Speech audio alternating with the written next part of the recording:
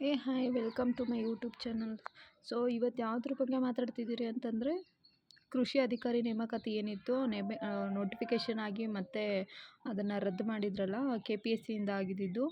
So ಅದ್ರ ಬಗ್ಗೆ update ಬಂದಿದೆ. ಏನು ಅಂತಂದರೆ, ಕೃಷಿ ಇಲಾಖೆಯಿಂದ ಏನು ನೋಟಿಫಿಕೇಷನ್ ಆಗಿತ್ತು AO ಮತ್ತು AAO, ಸೊ ಅಗ್ರಿಕಲ್ಚರ್ ಆಫೀಸರ್ ಮತ್ತು ಅಸಿಸ್ಟೆಂಟ್ ಅಗ್ರಿಕಲ್ಚರ್ ಆಫೀಸರ್ ಹುದ್ದೆಗಳು ಒಂದಷ್ಟು ನೋಟಿಫಿಕೇಷನ್ ಆಗಿತ್ತು 700 ಸಮಥಿಂಗು. ಅದನ್ನು KPSC ಅವರು ರದ್ದು ಮಾಡಿದ್ರಲ್ಲ, ಸೊ ಅದು ಮತ್ತೆ ಇವಾಗ ನೆಕ್ಸ್ಟ್ ನೋಟಿಫಿಕೇಷನ್ ಮಾಡೋದಕ್ಕೆ ಯಾರಿಗೆ ಕೊಡ್ತಿದ್ದಾರೆ ಅಂತಂದರೆ KEಗೆ ಕೊಡಬೇಕು ಅಂತ ಡಿಸೈಡ್ ಮಾಡಿದ್ದಾರೆ.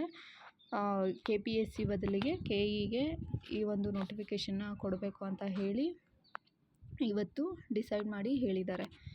ಸೊ ಏನು ಅದ್ರ ಬಗ್ಗೆ ಅಂತಂದರೆ, ಅಫಿಷಿಯಲಾಗಿ ಅನೌನ್ಸ್ ಮಾಡಿದ್ದಾರೆ. ರಾಜ್ಯ ಸರ್ಕಾರದಲ್ಲಿ ಏನೊಂದು ಈ ಕಳೆದ ವರ್ಷ ನೋಟಿಫಿಕೇಷನ್ ಆಗಿತ್ತು,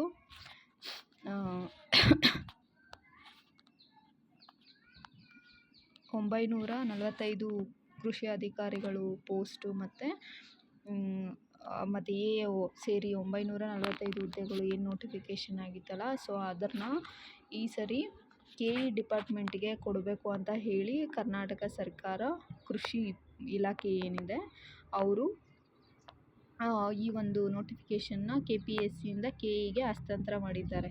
ಸೊ ಇದೇ ಥರನೇ ಬೇರೆ ಎಕ್ಸಾಮ್ಸೂ ಏನು ಇವಾಗ KSP ಪೊಲೀಸ್ ಡಿಪಾರ್ಟ್ಮೆಂಟ್ದೆಲ್ಲನೂ ಪ್ರೀವಿಯಸ್ ಏನಾಗಿತ್ತು ಒಂದು PSI ನೋಟಿಫಿಕೇಷನ್ನು ಇದೆಲ್ಲನೂ ನೆಕ್ಸ್ಟ್ KEಗೆ ಕೊಟ್ಟಿದ್ದರು.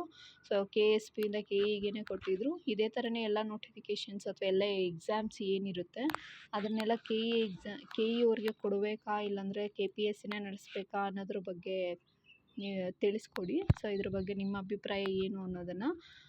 Thank you for watching. So ಇದ್ರ ಬಗ್ಗೆ ಇಷ್ಟು ಮಾಹಿತಿ ಇತ್ತು.